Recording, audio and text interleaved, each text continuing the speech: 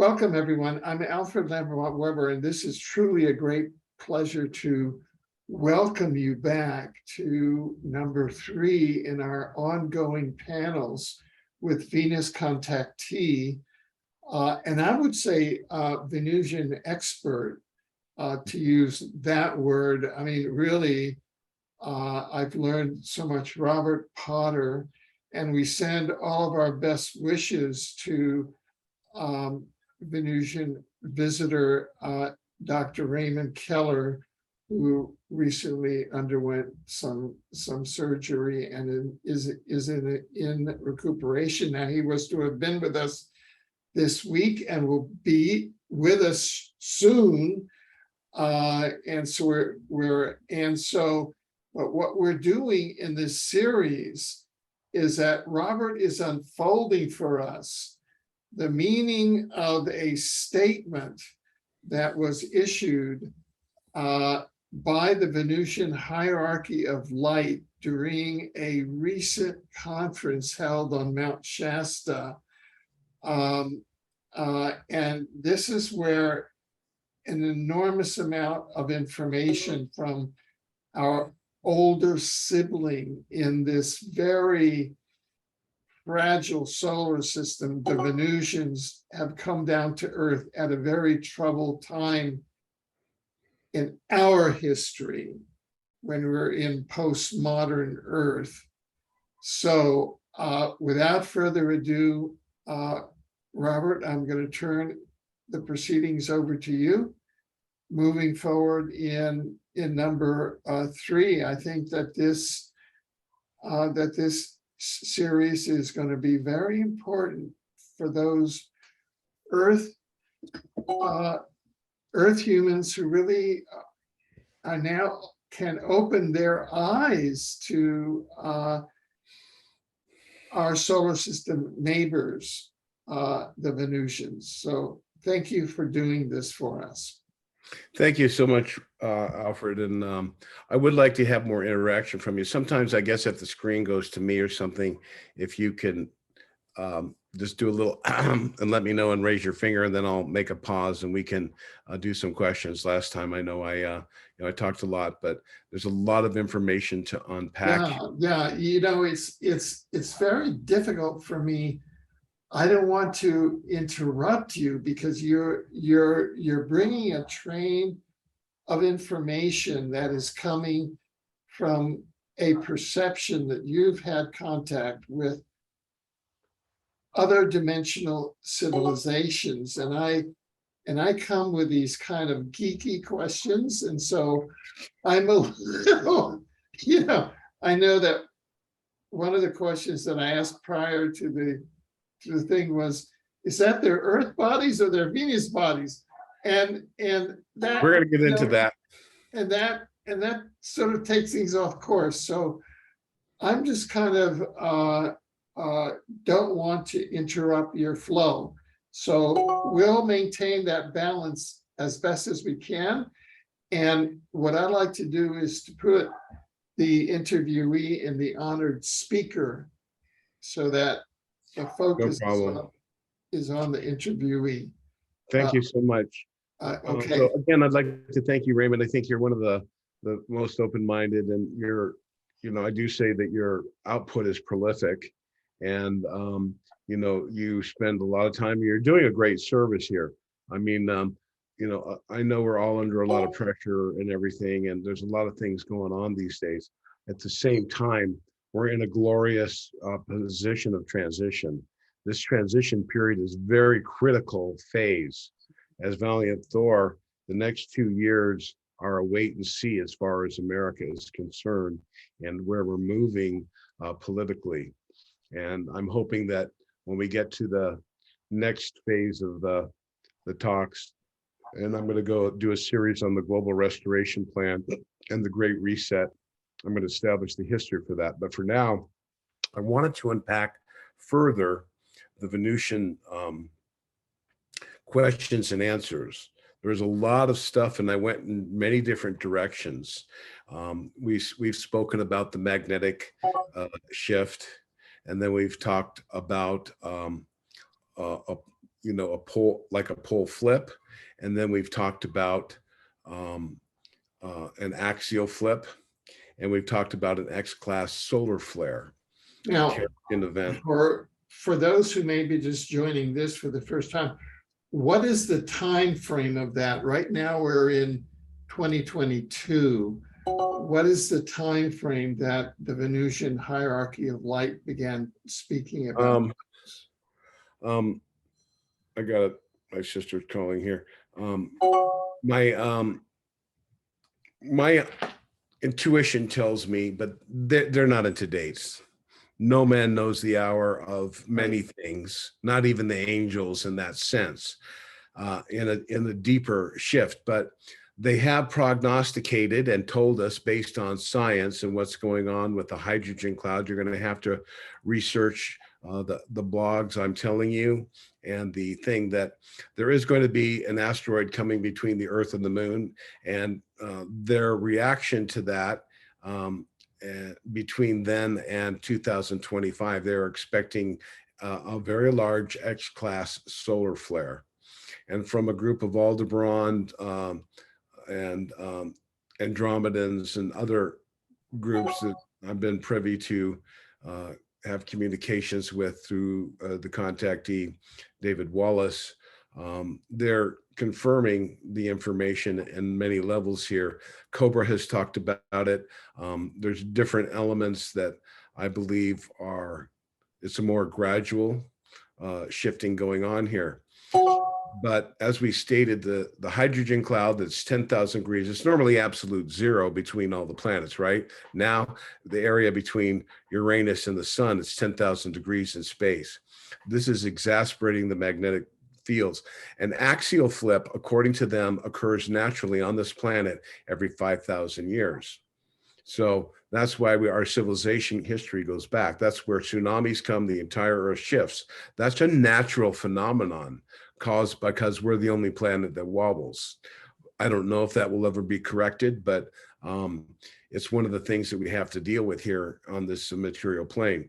So there's also electromagnetic pole shift. We don't know, but now we have a natural occurrence of a series of solar flares that are turbocharged and greatly increased, that will cause declining physical conditions on the Earth for another, they say mostly by 2060, we'll be pretty much out of it. They see a stabilization of society at that point. Now, Raymond Keller, in his time on Venus, in his book, when he was looking into the future Earth, he was granted a quick peek around, and he said about 600 years from now, California is a series of islands, and that the geological actual axial flip where Antarctica goes down to where the South Pole is. So that's some time off.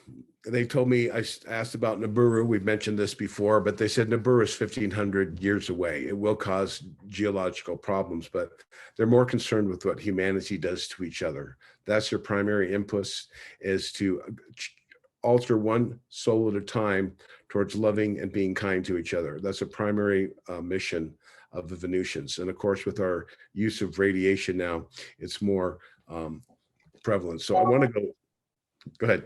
Yeah, I just wanted to say two corrections, because people said, "Oh, is Alfred asleep?" Because I wasn't jumping in. You said Antarctica to the South Pole. You meant Arctic down to the South Pole.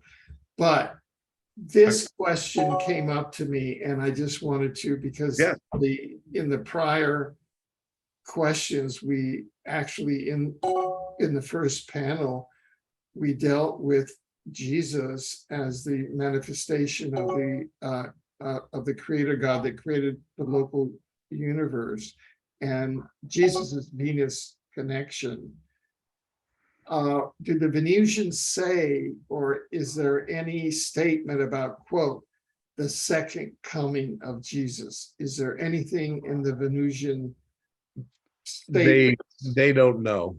They don't know. Okay. At his time, when that comes, that's not, but That second not coming off the can, cards. It's not like you on Earth are going into environmental and social stress, but Jesus, the second coming, does not figure as part of the outcome explicitly. I mean, eventually at some point, he will physically usher in the planetary ascension.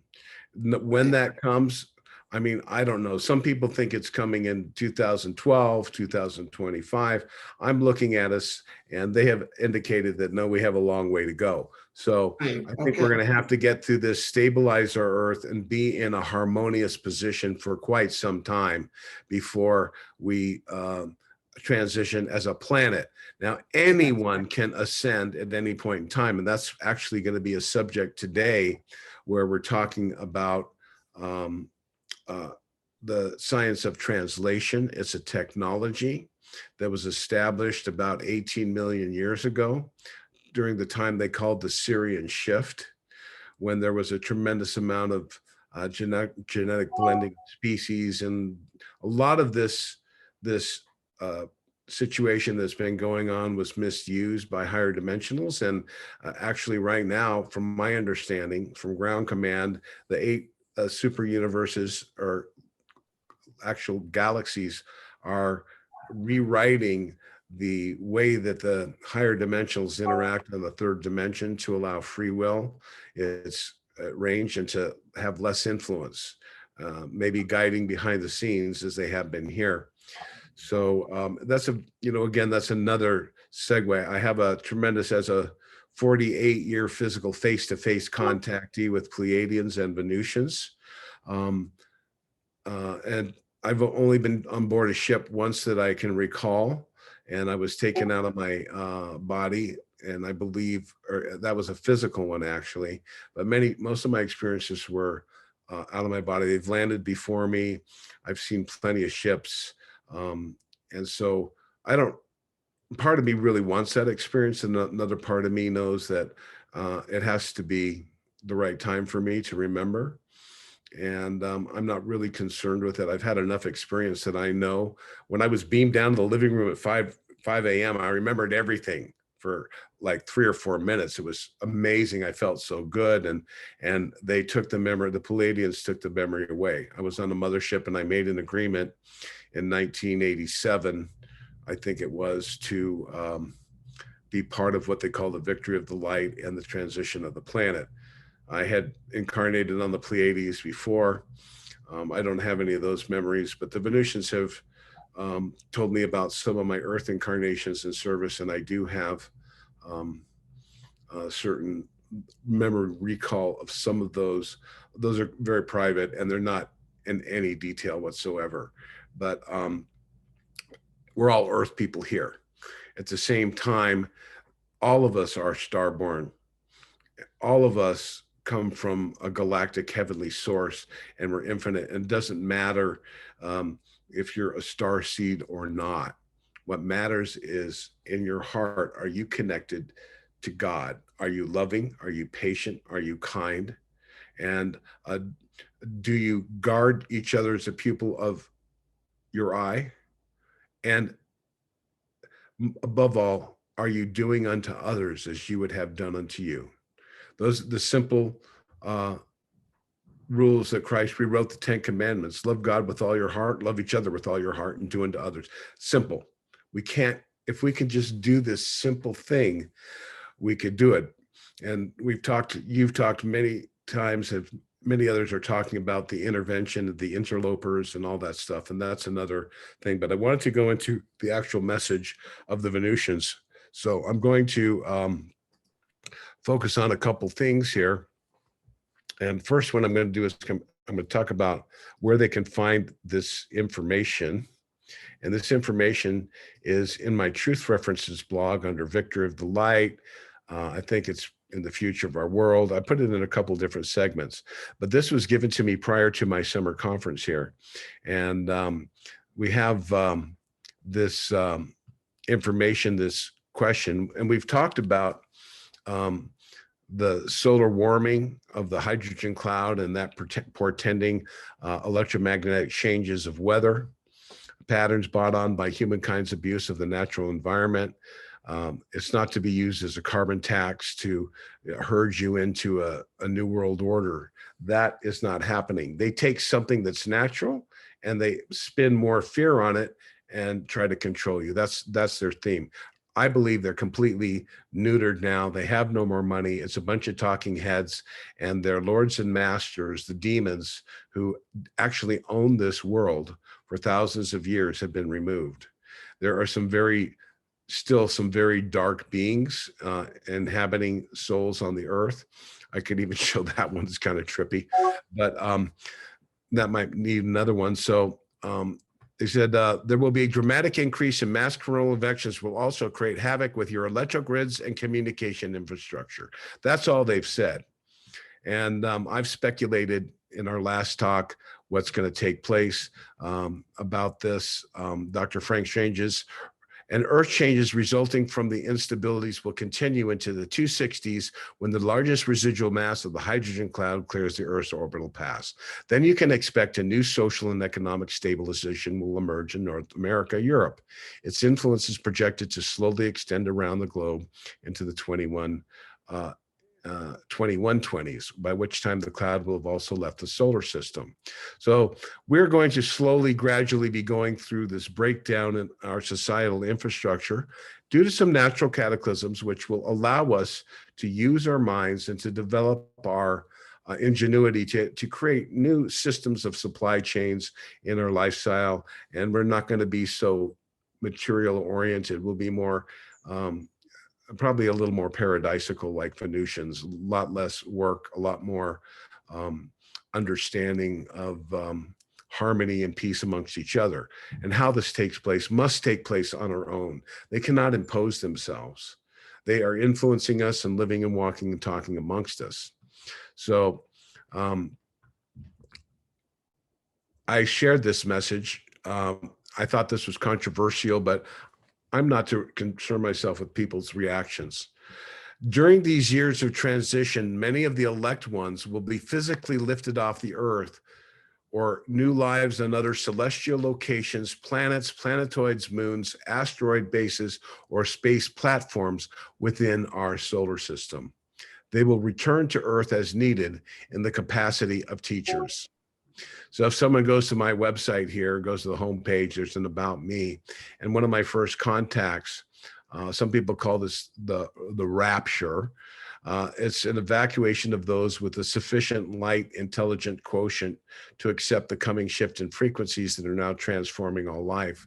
This is also talked about in the book Ashtar Command by another contactee named Tuella.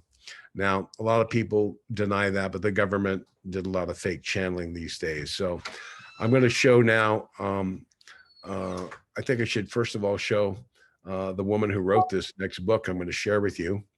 This is, I'm going to share these girls here so you can see them. So this I'm sharing is Lady Columba, the one on the left. You'll notice they're wearing red berets and a little golden bee pin. This is a pin of a bee. The bee is very instrumental and important in the Venusian society. That's the native original sentient species of Venus from 24 million years ago, when the Norcans from Tau Ceti first landed on Venus and Mars. So the story behind this is, I'm going to kind of get through it pretty quick, and you can buy this book. It's actually in Kindle. You may be able to get it for free and all that stuff. So the story is, the truth of the matter is that these women worked together on the earth as kindred spirits in the 30s in the Indian Christian socialist movement. This woman was inspired to go to India to help the poor people in the caste system during the tremendous challenging times of the Great Depression in India, helping the people in the various castes. This woman was from Hardwar, India, near a place called Lakshman Jula, where they have what's called the Kumbh Mela. She was a spiritual woman, and she was born in 1885. In 1885, sometime after that, year date unknown, she was leading the East India Company up into the Himalayas, into the areas above, starting the entrance into the Himalayan Masters area, Badrinath, and the Valley of Flowers, and where the high beings, and also trekking them towards Tibet. So on her way down from a trek with the East India Company, there was a beggar on the side of the road. And the beggar, oh, please help me. I've injured myself. Can you help me? And she said, oh, yes. And she told the caravan, please let us stop. We must help this gentleman. And the British, arrogant East India Company, we know what they did in China, starting the heroin and all that. And they continue to this day. The global control, the deep state, the havoc wreakers, the greedy militarists said, leave him there. If you don't come with us, we will not pay you. And she said, I don't know. She probably said, so be it. I would have gone, whatever. But she walked this guy down the hill. It took 3 or 4 days. And when she got to the bottom, the man says, you've been very kind and wonderful. And he transformed himself from a beggar, and he stood up straight, and he changed his thing. He says, you have a great soul. And he took her to Venus at some point in her life. Was it before or after they worked? I don't know. But this beautiful woman here, and you can see the light in their eyes. These women are what we would call ascended in a form called translation. Now, I don't know if she went up when she was young and was exposed to the lifelong radiations and worked with this woman as an awakened dual citizen of Venus. But when they take you to Venus, you get to enjoy the life and the technology that's there on the planet. And generally speaking, many souls have these experiences, and they don't have to be outward talkers or anyone who's releasing information to Venus to the public. They can just be spiritual people that will resonate and be able to serve on the Venusian angel force to Earth, especially with their lifetimes on Earth. They understand the human condition. And because they are given an extended lifespan through the Vril technology, they look very young. I don't know that story when she actually ascended, if she got old like Lady Columba. So Lady Columba was born in 1902. She went to India in around the 1930s, in the Depression, 29 and 30. She was serving the Indians, helping the sick, the infirm, the food, and acting as a ministering angel, as a human, just well motivated. We fast forward to Giant Rock, California, and she ends up working for some of the famous contactees of the era. One especially Truman Bethram, who was a roadside worker in Nevada and California, looking over the Nevada testing range on the border. And Commander Raines, the woman I met, had landed and found him to be a good soul and asked him if she would report on the nuclear experiments at that time, because they wanted to get a handle on what was going on. This is in the late 40s and 50s, so or in the 50s. So the Venusians only have a population of 500, and though they have since expanded since the nuclear advent, putting radio stations on asteroids and moons all around the solar system, so that no matter where you are, no matter where the planets or moons are rotating, they have 100% communication through radio signals. And at the higher levels, they have could I ask you, Robert? Telepathic. Yeah, you just said a statement that perhaps I didn't understand. You said the Venusians only have a population of 500? 5 million. 5 million. I misunderstood. There are only 5 million persons on Venus? I'm sure there's probably more what they call naturalized citizens from other Oh, worlds. yeah. Now, these these two, Lady Columba and Lady, sorry, I missed the other. I didn't say her name. Actually, her name is Lady Aurora. Aurora, right. Lady Columba and Lady Aurora are both translated beings. And so in terms of the galactic beings, they would be considered both citizens of Earth and of Venus. Is that what you're saying? Yeah, Yeah, and they serve in the angel force, as it's called. in the angel force, so that their beingness has been expanded, so that they're in effect existing on our Earth, which is in 3D, but they really exist in 3 to 5D as beings. Is that? Yeah, I'm not really sure about that. I know they exist in the 4D, which is a third dimension, but their bodies are of a higher refined level. When I met the Pleiadian back in Canada in Edmonton, when I was supposed to speak and they blacked out the area, he showed up and Fred was supposed to, he goes, "Where's Fred?" He said, "He's not here." I knew he was Venusian. He had, his skin was baby smooth, no hair, hardly eyebrows, completely white platinum hair, and very gentle, soft demeanor. And his name was James. I didn't recognize it at the time, but Fred said, "Oh, we're sending this up to a guy named James in Canada." And he was working with the governments, living at the Habsburg's house. They thought they were going to kill him. He was really happy when he got away with his life. But he was living in an ancient castle where the auric stench was horrible because of the old furniture of the wealthy people and all that stuff. It creates an auric stench. It's uncomfortable for them. They don't like hanging out with lower vibration cities. It's kind of, there's all kinds of energetic things that they're very sensitive. So I built these pyramid systems that he was sleeping under a pyramid. He pulled a mattress outside so he would have that connection. And when I met him, I could see through his skin. So this is a fourth dimensional being that may have lowered himself or from the fifth dimension, but if they do that, they actually create a completely different body. But the fourth dimensionals have a body. It's mostly comprised of the fourth dimension is comprised of the solid, liquid, gaseous, ionic, and the ether. And we have the three ethers. That's 7 levels to the physical plane. So their bodies, I believe, I haven't asked this type of technical question, but I believe are mostly comprised of the first, second, and third ethers.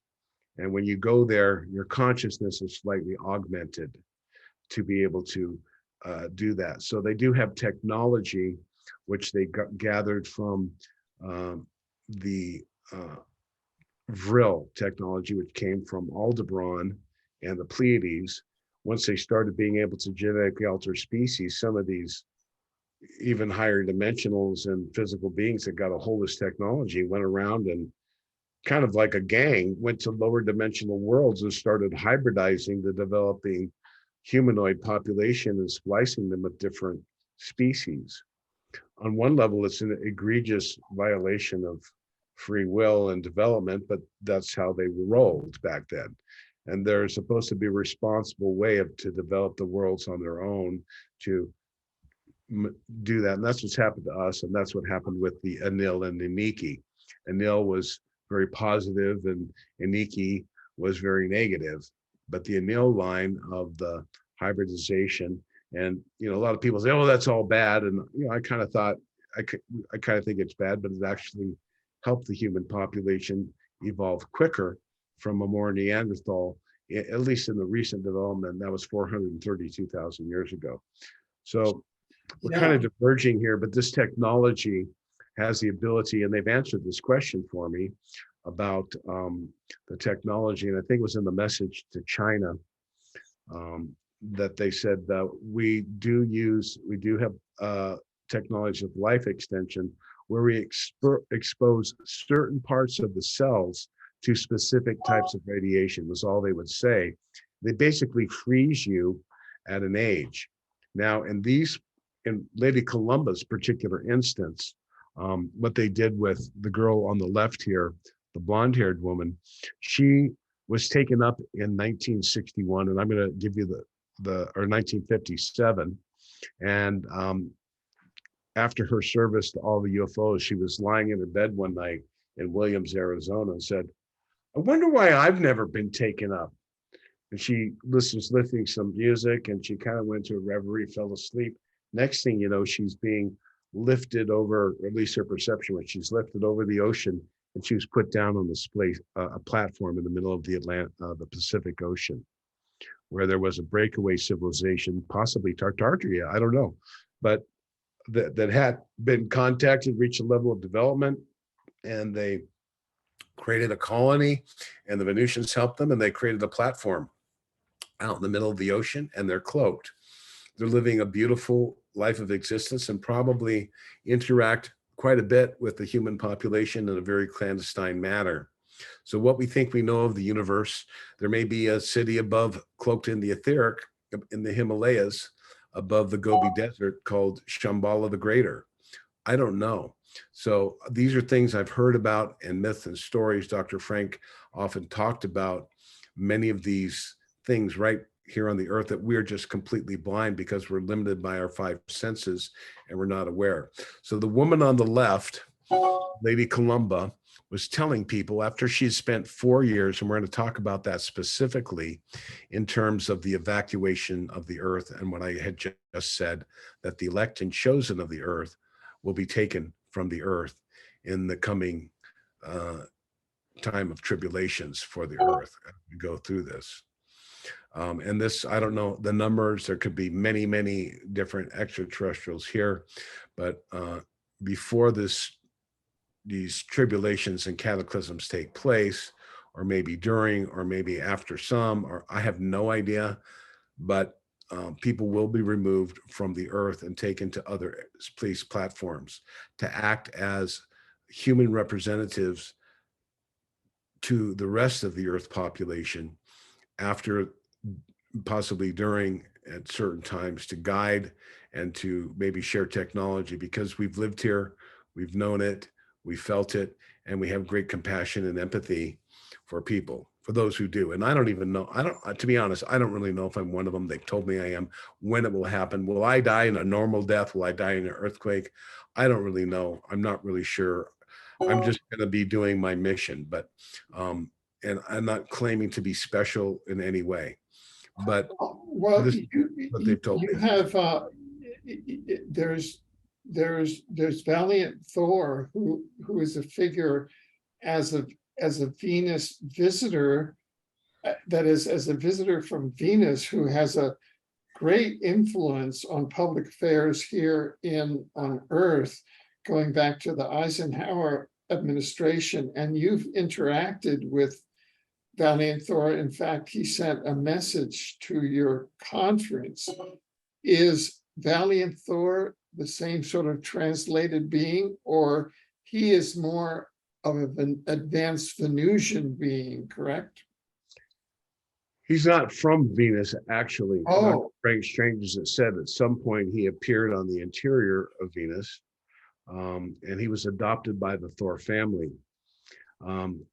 Some time ago, Jesus Christ appointed him to head the Venusian mission on the earth.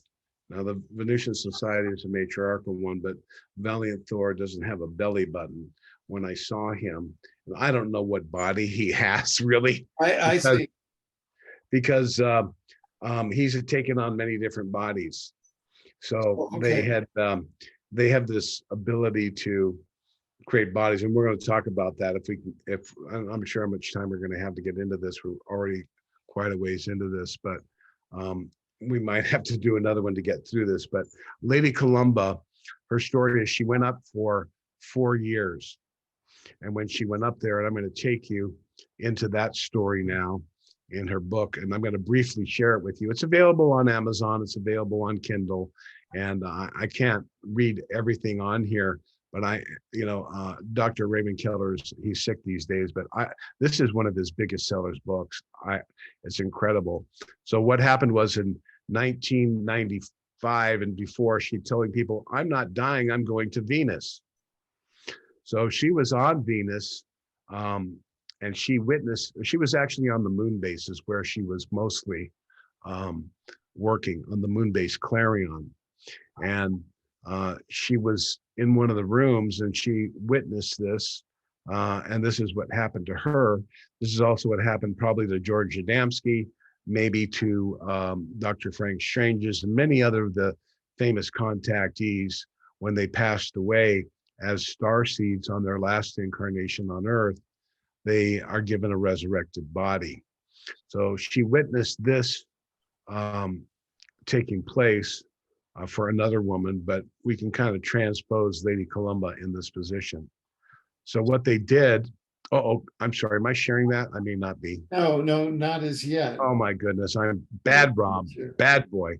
So what we're seeing here, is part of the book Raymond Keller wrote called Lady Columba, Venus Revelations. It's an incredible book. She did the artwork herself. And after she returned to Earth,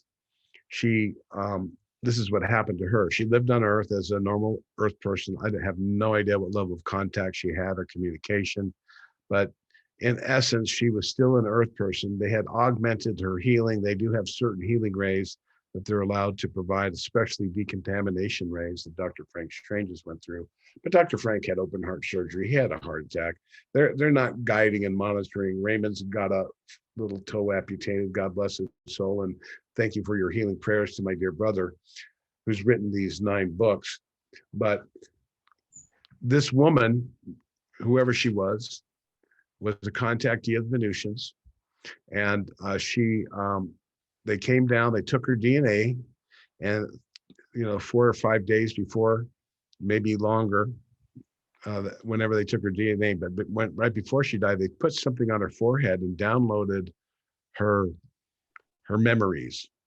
And so I guess there's an aspect of the physical memories. They created a cloned body and they put her memories in there, and then her soul, and I don't understand, I don't know, I'm a reporter here. This is her soul being put in the body by the guidance of a master. So she saw this, she took this picture, it's in the Tucson Library Collection Departments. She maintained that following her death, the Venusians would transport her genetic essence or DNA to their Clarion base on the far side of the moon, where it would be reconstructed into a new body and reanimated with an infusion of her consciousness that had previously been downloaded into a special computer. She would then become a near mortal avatar. This is the science of translation, a form of ascension. This happened to Annalise Guerin and many others. So this is a book talking about the hidden realms of our world and destruction of Nagasaki. And we're going to go into some very far out stuff. This is written by her. She came down in the other picture I showed you. That's where she handed Raymond Keller the transcript of this book. She said, modernize it. And he did it. And after several years, he has taken her book and turned it into a gem, polished her work with modern day updates. And so here is this wonderful book. I'm not going to be able to show you all of this book because it's copyrighted. This is the floating island that she saw this out in the ocean, and this is going to be happening for us in the future. And this is part of the wonderful prosperity and abundance that's coming with the new earth. But first we must get through these trying times as we dismantle the negative Satanist plot that's been involved on the earth. This image is representative of a commander named Forton. He's quite tall. He was a communicator. It stands for Venus Observation Ranger. That was his position. He's quite tall. And he was a person that picked her up in her, when she was taking over the book there. Raymond loves these pop cultural 50s references to space people. He has quite a sense of humor. So you always have to take this with a grain of salt. So he has tremendous numbers of representations. And she's talking about in this book when Vorton meets her and carries her over the ocean and all this stuff. So they talk about the aura, the human atmosphere. So there's a story. So when she gets taken, Vorton meets her on the ocean. I'm going to go back, and once he meets her on the ocean, I'm going to scroll through this on my own. Once he meets her takes her over the ocean, he takes her inside the ship, and you think he's going to take her up, but they go down to the bottom of the ocean. And at the bottom of the ocean, he goes, let's go step out and walk around. He goes, you can do that. He goes, yeah, we have a force field in it. So they get into the craft, and it pushes the waterway. They're at the bottom of the ocean here, somewhere in the Pacific Ocean, and there is they're walking along, and an octopus is clinging to a plant and tries to get it, and he zaps it with a ray gun. And so they're walking along the ocean. It's a pretty amazing little story here. They said,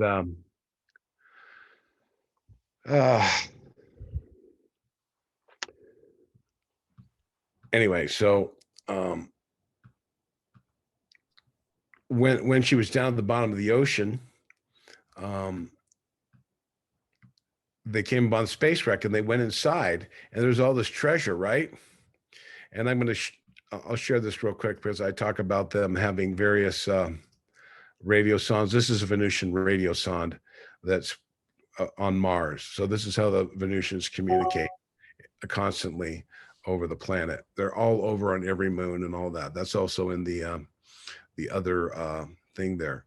So I've stopped the screen share here, and I'm going to continue on my scroll here. So when she's down there, she's the spaceship, and she goes, they see all the gold and the jewels, and he goes, yeah, they're talking there. And they start to walk away, and she goes, hey, aren't you going to get the gold? And he says, no, we can actually do that. So, the Venusians have been contacting intelligence and people on the earth for a long time. So, I'm going to show another radio sonde here on the far side of the moon, a picture taken by NASA, and we'll continue with this little presentation. So that's Apollo. That's a giant radio sonde on the moon, the Venusians. So the anti-war machines, these are pictures of some Venusians here, some sketches of them. They generally have larger foreheads, some of them, the more native ones. This is a picture of Lady Columba and the Soviet astronaut. So she gets taken to the moon. She's a little trepidatious and doesn't really know what's going on there. And while they're up there, there's an alert that the Russians have sent up a nuclear bomb with 3 astronauts to go to the moon. Now, they're having councils and talking amongst themselves what to do. And it was decided when this got near the moon, they're not going to allow them to nuke the moon. That's ridiculous. So unfortunately, these guys were part of a blowing up of a planet. They maybe didn't know what was going on there, but they blew up the planet. They're trying to blow up the moon. So when they separated their stage, the last stage before they got to the moon, they had the whole thing blow up, right? So then the next thing, the Russians set up an emergency satellite with a Russian cosmonaut. They told him it's probably a suicide mission, but we want to know what happened up there. So he went up around the backside of the moon. They had the whole moon base cloaked. He couldn't see it, but they pulled him down on a tractor beam. And finally, he ran out of fuel or whatever. He couldn't get out of it. And then they decloaked. He saw the things. He thought they were Earth-based people. He says, my name is Vlad. I mean, I forget what his name is, but Vladimir Radovich or whatever it was, right? And he said, I'm not going to divulge anything. And Lady Columba ends up becoming his lover and friend. And together, they serve in the Venusian Angel Force. And the relevance of this story, folks, I'm going to take you back and give you a thing, is that the Venusians have said that in the near future, at some point, some people, or what they call the elect or chosen, which the Venusians indicate are their representatives, not only of Earth, but the Pleiades and many other races that have people incarnate here, some for shorter periods of time for 1 or 2 lifetime missions. The Earth is a prime focus point right now in aiding the universe in reversing a dark force. The Earth was kind of a primary focus of these fallen beings, and they're being judged, and divine justice is being meted out. The Earth is a pretty negative place. There are some places that are just as bad, sometimes caused by the natural developments of the society. So it's a vast, vast universe.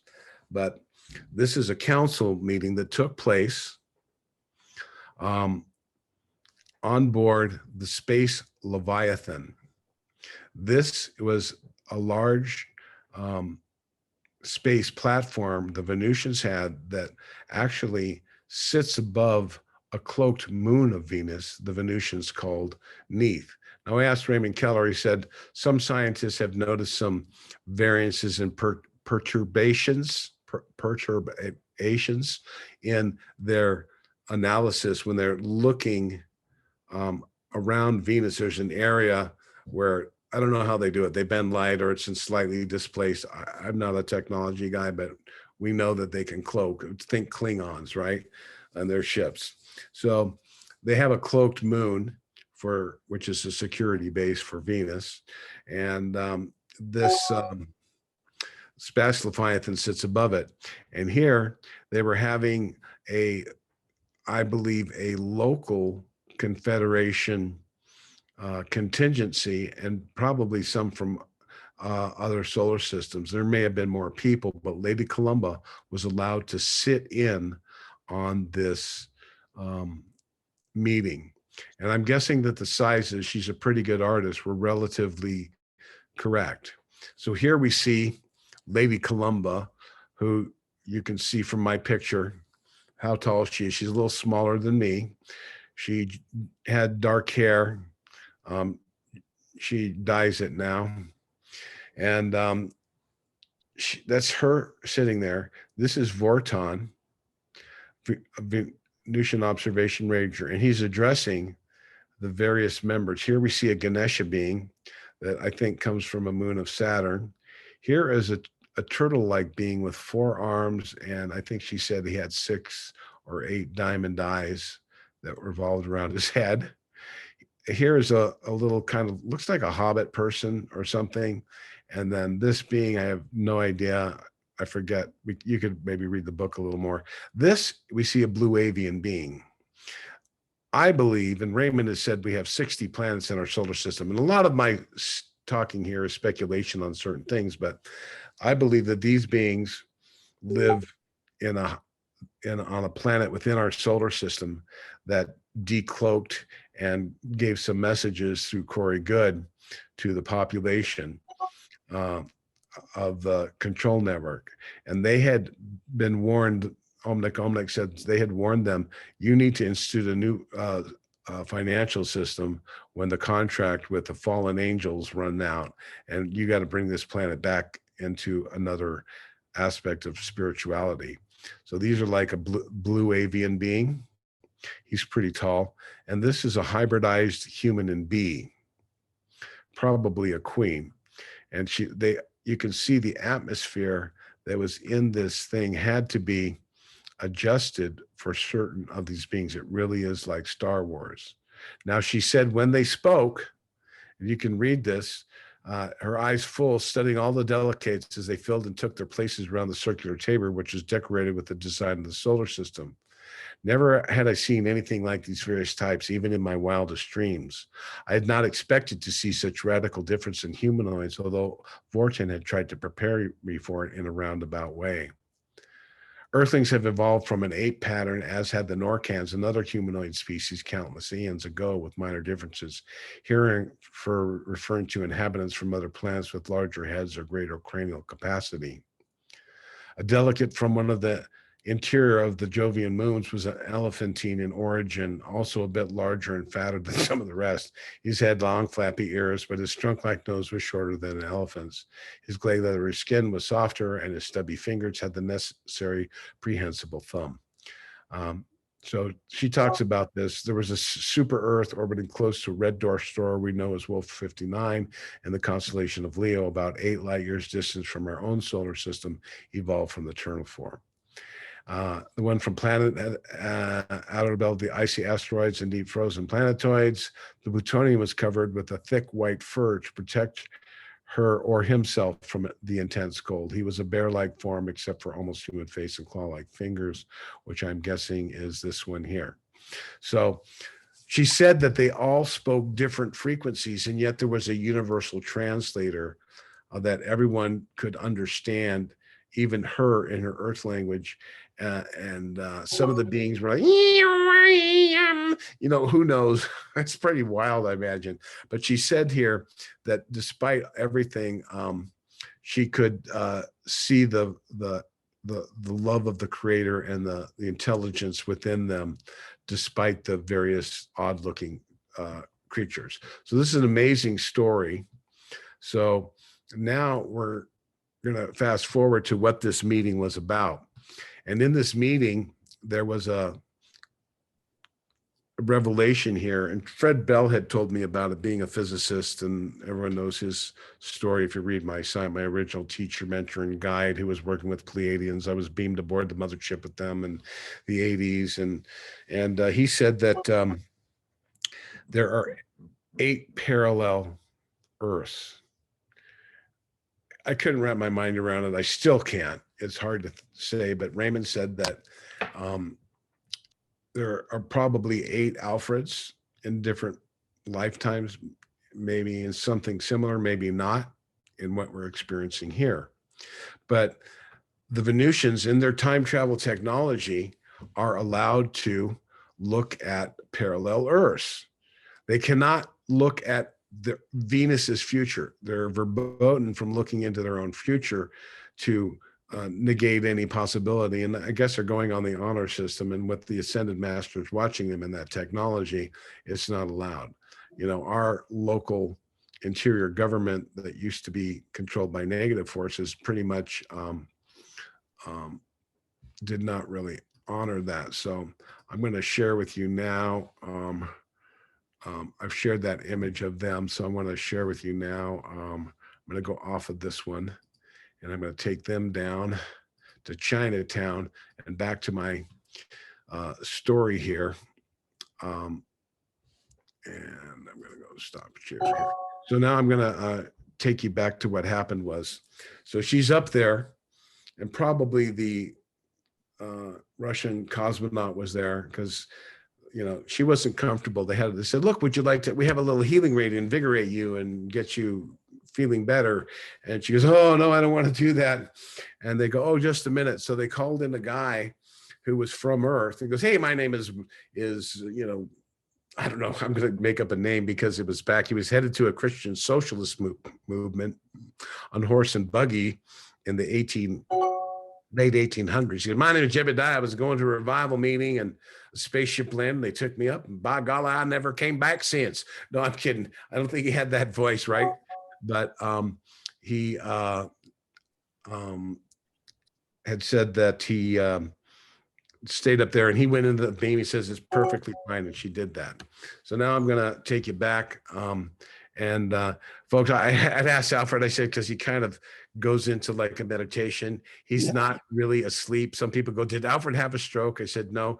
I talked to him now, and he says he likes to go into meditation and listen. I do. This is a very intense a place that you're taking us all, and I process it, and that's what I do. But proceed. Okay, so I just wanted, because I got some feedback. Oh, what's going on? Alfred has stroke. I said, that guy is sharp. He's writing books left, right, and center. In fact, with a on a different panel that is ESS 60 C60 with Buckminster Fuller gave the name to the fullerene. I'm an example of a person that is youth, because I turned 80, and so I'm pretty sharp for an 80-year-old. So there you go. Certainly are, and I mean, people now, my mom didn't even make it to 80. So, and you're still producing content and anyway, so I don't want to go on. I just wanted to mention for people, what's going on with Alfred? I just want to mention that because I asked him about it. And he does, when I ask him a question, he actually perks up a little bit. So I'm going to go back to the screen share of the information that was revealed to me from the Venusians. So this is on my website again. So I'm talking about how will we turn it around and all this stuff. We have the new society, and I'm speculating here. I have a lot of some of this are my comments here. So Alon's answers are short, and my comments and my interpretation of how this is going to take place, all the changes. So let's get back to parallel Earth number 4. So in their time probes, they have the Metrons who sit inside the time temple and the Chronos temple, or whatever they want to call it. And Raymond says they monitor the monotonous flow of time. I said, what's it like? He says, it's kind of like white noise, but somehow if they see an anomaly. So they're scanning through primarily the solar system and the 8 parallel solar systems and observing the time, because these things can affect if Earth number 3 blew up the planet in a future time. I don't know. I can't even wrap my mind around it, to be honestly, but this is part of the fourth dimensional, what the fourth dimension, folks, is time. So as we master this, we'll be able to see the Akashic records, know the true history, and this is going to aid the Earth in its development. And that's why the Venusians have such a deep understanding. Though there's 5 million people, they have access to the Akashic records, and they have ways that they download information into the beings, kind of like Neo, where they understand. They can go through a 2-week course and learn 180 Earth or 120 Earth languages and speak them fluently. However, they must practice the actual intonations with their mouth and learn the proper speech patterns. That may take longer, but within 2 weeks, they can come down and understand everyone. And most of them are pretty telepathic. And there are varieties and ranging levels of spiritual development and abilities amongst the Venusians, just like here. Now, they do have other beings that live there. So they're up there. And part of me said, look, Dr. Frank Strange has said the doom and gloom black crepe paper hangers are wrong. We're not doomed. He always said to be ready for one day you might find yourself experiencing the glories of God. Can you explain these two statements that kind of seem to contradict themselves? This coming cataclysm and natural thing the planet says, the doom and gloom does not apply to the elect of God, those chosen according to his purpose. However, it does fall upon everyone else. So you're going to have to read this, but I go into the understanding here. So now in this here, I talk about the amazing book right here, and he allowed me to share one part of this book in the picture that I took you through really quickly there. She was taking the moon and Venus, and she sat in this council meeting, and they had discovered in 2065, which is very similar to the Montauk Project. There was something about a horse. And in the Denver airport, there was this image from 2065 of a horse that was on the Earth. They didn't know what it is. Raymond thinks to think when he talked to Peter Moon up here at the conference, he said he seemed to think it was part of the 4 horsemen of the apocalypse. So what happened to her while she was up there was the powers that on Earth number 4, the Venusian, okay, I'll read this first part. The rescue was specifically to evacuate Earth members before, during the self-created cataclysm of nuclear bombardment, which were stranglet and toplet bombs. The operation also had them periodically aiding them for at least 26 years in their future, teaching them how to live in peace and helping them rebuild some of their civilization. It seems the powers of Earth number 4 succumbed to bigotry, hatred, and fear and animosity to the point the powers that be launched an all-out thermonuclear war. All this was known. This caused the annihilation of their societies and destroyed most of the life on the surface. So this is when we see the negativity that we have. We call it mutually assured destruction, and somehow in our society, we've justified building these up against fear. It's just a Satanist plot. So there's a use of extravagant stranglement bombs with sheer madness that ended up precipitating the axial flip prior. So this caused the South Pole to become the North Pole and the North Pole vice versa. It submerged some of the continents, raising others, serves as a warning to us to refuse to participate in our own destruction, influenced by a corrupt and very evil madmen who literally hate mankind and good. This is similar to what we have in today. The help included many of the people of sufficient spiritual progress, as well as many as possible, immediately following the drop of these weapons, which precipitated fires and nuclear radiation, the complete destruction of life. They also released what we know as the green fireballs to neutralize as much radiation as possible. Furthermore, they plucked many from the seas as Lemurian and Atlantis rose from the depths of other continents, and other continents plunged into the seas. This precipitated a very large tsunami, and this basically messed it up. So they helped the Earth. And I asked them about the Earth number 4 and our Earth. And they said, yes, Earth number 4 is a viable timeline. All 7 Earth projections show long range, good tidings for humankind. The key word there is long range. Many of us are not going to see this. We're going to be very instrumental, even those in the next 10 to 20 years, in helping turn the tide of the current condition and the abomination that we have allowed to take place in the destruction of nature, our atmosphere, mesosphere, troposphere, ionosphere, and the change of poison of food and plastics and everything that we think we can't change, but we need to get off the titty of chemicals and violation of natural law by creating poisons that destroy life, and to suck it up and to create new systems. He said, Brother Robert, brothers and sisters from other planets will help the people of Earth in later times of transition to a new age. And I said, with much love and gratitude, I send those who service the Earth, the crews of every ship in the Victor class fleets, my love and thanks.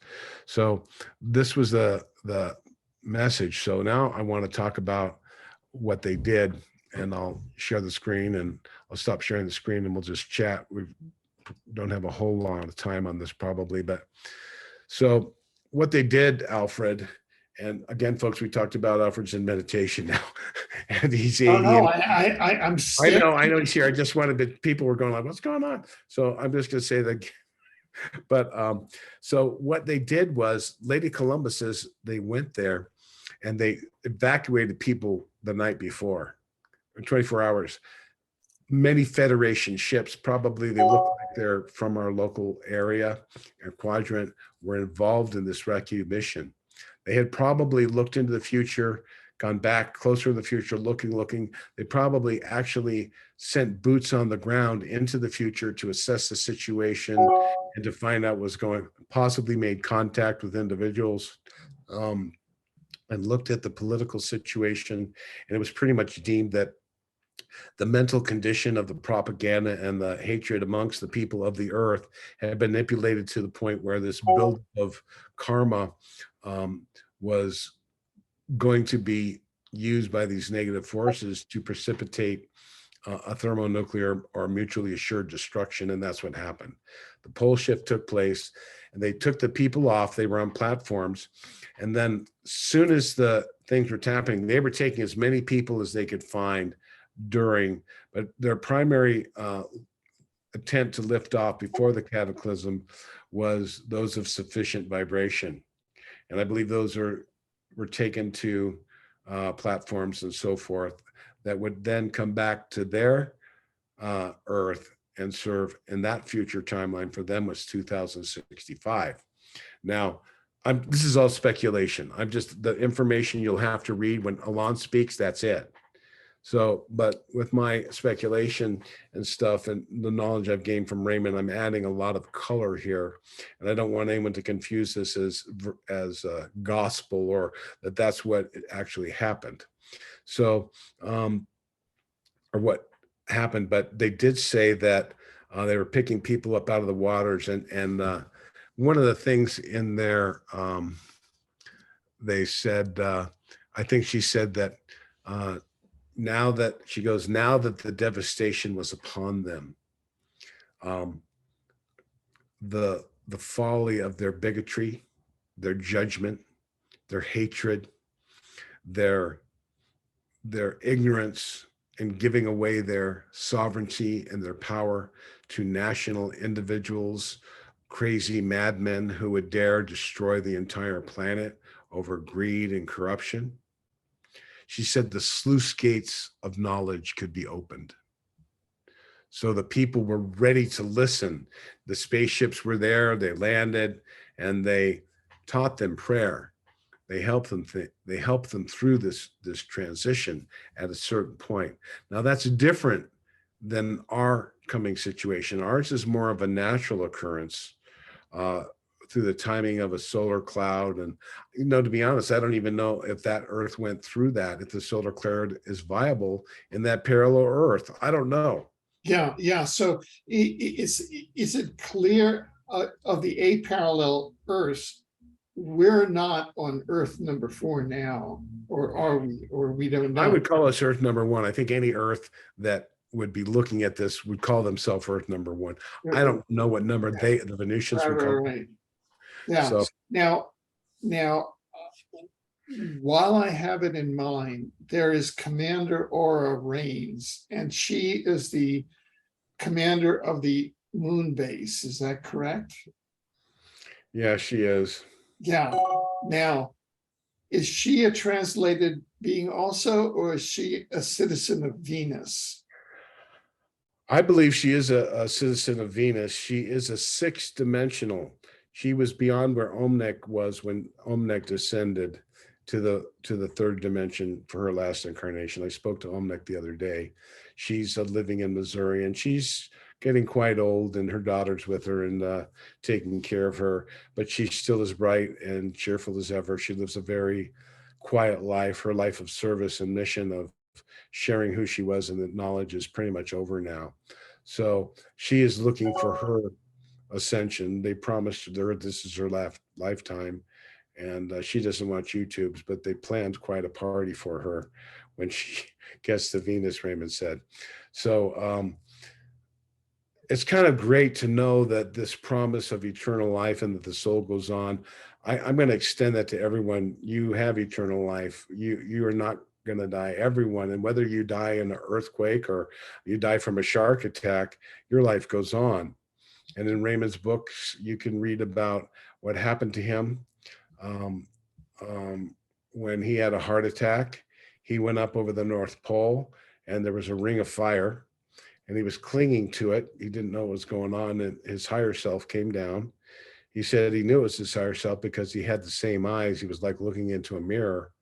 And the higher self, he said he could see all of his lifetimes in 8 parallel Earths. And he could see himself in various incarnations, too numerous. He said his clothes kept changing, and he recognized some of the clothes, and the eyes were the same, the body and the shape was different. And he said that he knew that it was himself because he had, on his time on Venus, his heart attack was in 2015. So his time on Venus, or maybe it was 13. His time on Venus, he got to look at his past lifetimes when he was in Rome and other stuff. So he recognized himself, and he said he could even, somehow he just knew he saw himself on the future life on the moon of Saturn and the clothes he was wearing. So not really sure. This is kind of a deep metaphysics, and it's a story of it's deeper understanding of what happens after life. But the higher self said, look, you can finish writing your books on Venus, or you can go back now to Venus. What do you want to do? And Raymond said he was out of his, the heart was out of his body for 8 hours. So he had quite the near-death experience. And so he said, I'll go back. And they've already told him that there's going to be an event in 2025 where he will become translated. And I don't know what that means, or if I'm going, or who's going, or what that, I don't want to speculate. I don't have a clue. I'm not going to say I'm going to be ascended. They said at some point I may become a translated being because I am from Venus and I have that. And again, it's not important. I'm still Earth person. I'm not banning that about as an ego trip. I got to be careful here. I don't want anyone to like, oh my God, we're all just humans here. We all have our human elements. Raymond gets sad, different extraterrestrial contactees get angry. We're human. That's part of the situation here. We're dealing with an entropic universe. So no one's perfect here, but some people are more advanced in their consciousness, and some are even like Yogananda, who can make a conscious exit of the body and resurrect and come back. That can happen for other people. So one of the things I'm saying this, and it's kind of difficult. I'm revealing this. I'm going to take a lot of flack and brunt and fantasy and, attack on it, but I don't care at this point. I'm 65 years old. Well, we may read different comments, but all of the reactions to our interviews so far that I've seen have been very respectful and been very people really appreciating and just wanting to know more. So I appreciate it. I mean, thank you. It's not an easy position, but my experience has brought me such amazing joy in life in my early days. On the spiritual connection and my connection with God was so deep. And when I tried to tell it, for years I had a little chip on my shoulder, and people are more understanding now. They're having their own experiences. My long-lived experiences give me a little broader view and a more, I'll say, balanced perspective. I still don't like being attacked, but I'm assured now. I don't know of any. I haven't seen any attacks on you quite. Yeah, believe me, they come. It's okay. The only attacks that I have seen on this material come from, I would say, are deep state operatives that we call trolls. So some of those, there's an individual, the Venusians have, and I'm not going to say which one, but I've shared the images of the Venusians. I kind of had to do that to give my bona fide credentials that I met them. And I met Alon, the guy who held the camera in my interview. And they don't really want that played anymore. She does have Lady Commander Rains has an Earth life. And I think I've had two people who know who she is in the Earth life. One person respected her privacy, and the other one's claiming she's just an Earth person. I don't give a monkey flying whatever what some people think, but I can tell you she's a 6-dimensional moon-based commander. They don't sleep much, and she can project an etheric double. Part of her could be on the moon running operations, and another part of her could be living her life as a mechanical engineer or whatever she does. So you think the CIA can create false identities? Believe me, the Venusians, and if anyone ever got near her or in any way, shape, or form, not only does she have Alon's security force, which monitors a perimeter around them of anyone mental thought forms, but she's also psychic. She could dematerialize on the spot. And other Venusians who are not as advanced as her have a technology called a nimbus. It could look like a pair of car keys, and she can activate it and become invisible, as Lady Columba did in 1954 at George Adamski's meeting in Mount Palomar, where she showed up with the Martian Furcon and the Venusian Ramu. So the security force, the Venusians aren't caught. Some Pleiadians get crashed, but the Venusians are never caught. Their security, they know the Earth too well. They've been monitoring too long. They know every technology. They know every nuclear isotope where it's at, and they're very much involved in protecting the Earth's inhabitants. We owe them a great deal of debt, especially since the advent of nuclear power, and back when they fought off a Saurian invasion during times of Greece, when they crash landed on Mount Olympus. So they were interacting with humans, and these stories of interaction will be known one day. The bees were the royal animal of the court, and there's many aspects of the Venusian society that's in here. And Raymond's books are a testament to that historical relationship and the behind the scenes actions. I'm absolutely fascinated that the commander was speaking to Thomas Jefferson, Benjamin Franklin, James Monroe, you know, and certainly Thomas Paine and the Masonics in the French Revolution. That's when Masonics were good, just like the Christian assemblies were good. And then the Romans came in and took it over and turned it into a dog and pony show of religion, dogma, male patriarchy, of control that's devolved into pedophile, all kind. We know that stuff, and Right. not Exactly. every pastor is involved in the Satanist plot. Many are well intended. Most of the faithful followers are, to the best of their knowledge, following that. But there's no one between you and God, folks. You don't need to walk into any church or listen to any pastor to get your connection to God. So that's the important thing that we recognize. Yeah. They take the good things and make it bad. Right. Now, talking about the New Society and Global Restoration Plan, that was something that really jumped out at me in reading the statement. That was my all of that part was Yeah. my talking about the future and what all this portends. Right. And that's what I'm to kind of lead people into avenues of thought for them to start recognizing. Yeah. We'll get into that in the next show. Yeah, right. And so I'm kind of leading us up to if you would like to now summarize where we're going in the next panel. So there's so many things in this interview and so many offshoots that talked about. I haven't even talked about the questions about the Syrians shift and how humanity, the Enlil and Leaky and that stuff. Because when I ask them questions, whatever on my mind, I kind of flood around. So it's not like really a one theme question, but I want to talk about. They kept landing.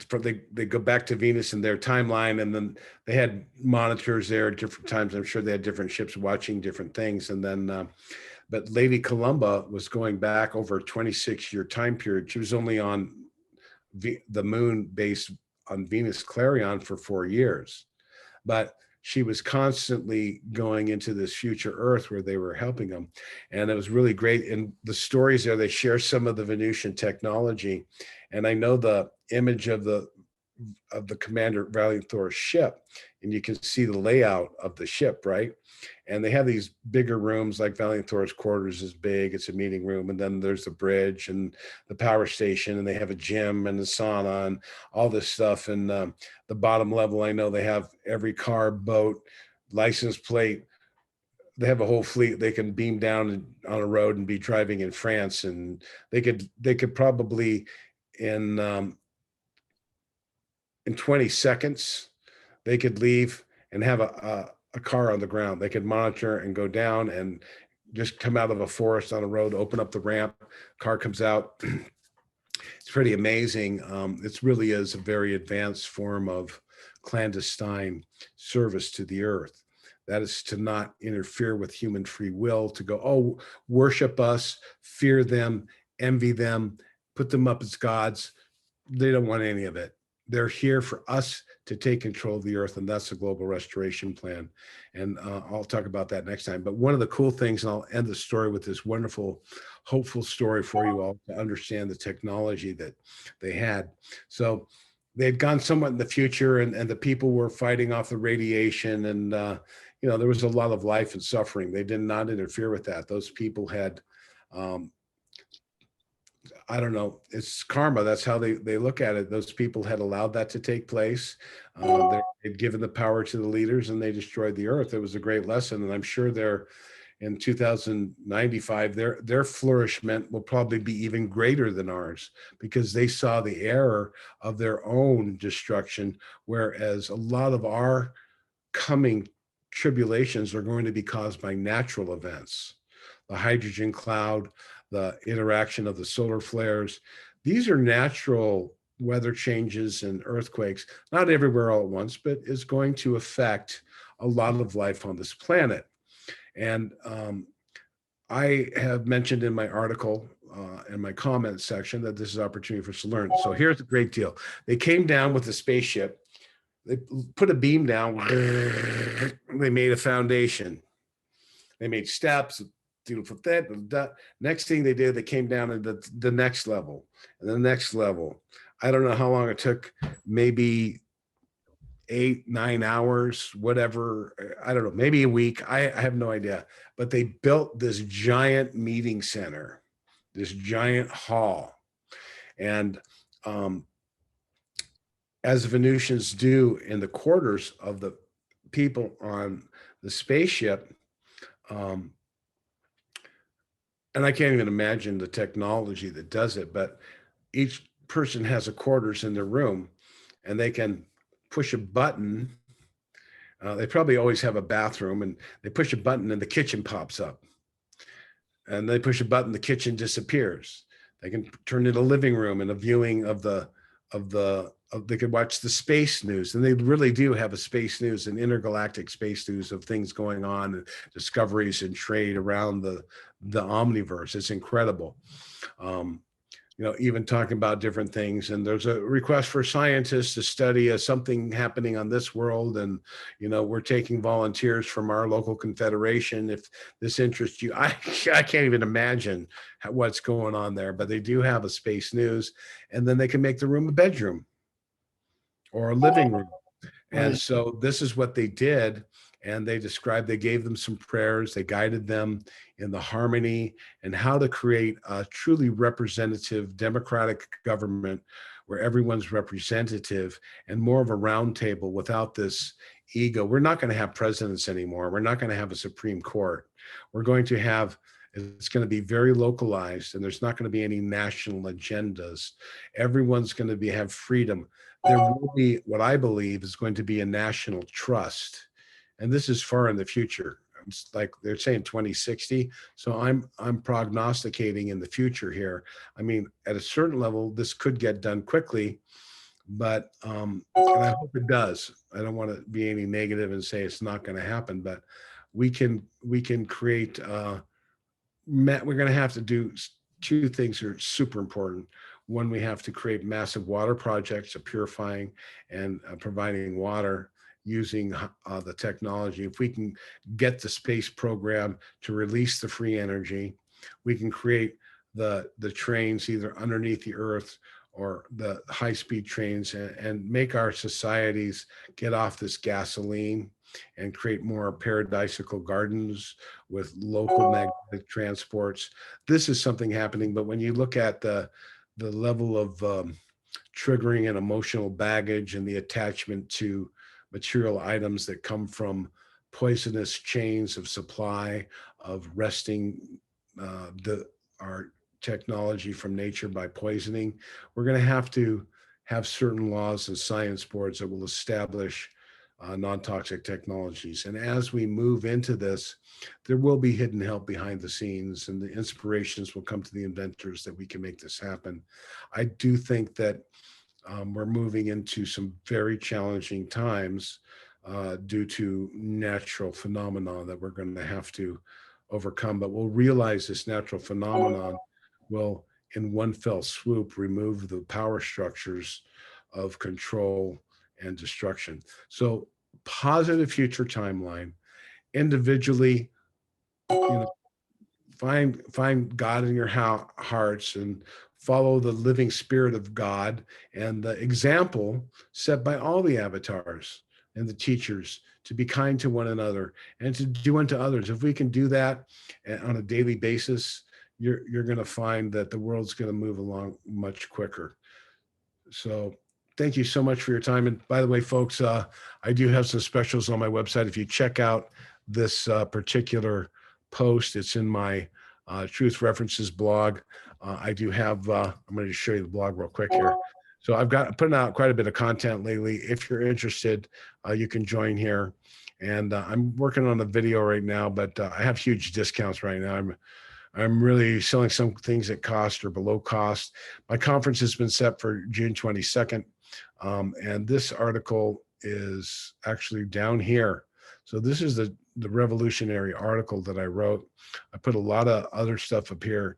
These are messages from an Amani, a Venusian, probably from the moon base. She has blue skin. So they're from a moon. So it's echoing some of the information. And they're saying that positive things are coming. This is a youth gospel of Jesus, part of the information that Raymond's allowed me to release. I'm also going to release a segment of the Acts of Thomas and the Gospel of Thomas, and we'll share that. So, yeah, I appreciate any support if you want to sign up and all that stuff.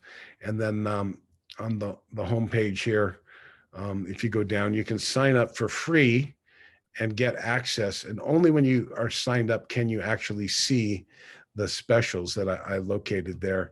And that's Yeah. down here. Yeah, if you're Basically. wanting to share a page, it's not sharing now. We're seeing you. Oh yeah, sorry about that. Okay. So I, let me just share. Okay. yeah. Yeah, thanks you. Okay, so I'll just share this one real quick here. So this is the this is my homepage here. So you go to Truth References and the Victory of Light blog, and you go to that article I was showing is going to be here. I'm just going to show you where it is real quick here. So if we can get there. Yeah, here it comes. So I appreciate the time, a little extra here, but you go to the Victory of Light blog, and these are the discounts, but there's our last interview, and then we have, or one of them, some other articles. This was the article I was reading. If you want to look at these two articles here, and of course the shows with Raymond are going to be putting up here as well. So I want to thank you all for checking in, and if you want to sign in, there's a member blog, and you must be signed in, and I'm making a thing that's easy to see, and I'm going on a cruise. If I get enough people, I can go for free. So I'm looking forward to learning and sharing down there. And I have a girl who's interested in that. So I thank you for the little infomercial time I had here. Oh yeah, sure. Support. And I wish you all blessings of peace. And thank you. I have great gratitude for you, Alfred, and a really long presentation this time. We'll get into the global restoration next time. Excellent. Well, good. Well, thank you very much. And this is Robert Potter, and this is at thepromiserevealed.net. It's at thepromiserevealed.net, and all of us Earth humans viewing this, we need to give our receptivity and our support to the Venusian outreach to us, and move forward in exopolitical cooperation and awareness. So there we are. Thank you. And, take everything with a grain of salt, research, listen to your heart, meditate, and, find the truth within yourself. And there's a lot of amazing stories, and they're the stories that are going to be coming out in the next year of what's really been going on is going to hit the mainstream. And don't go into depression over what's happening and what they've been doing to us.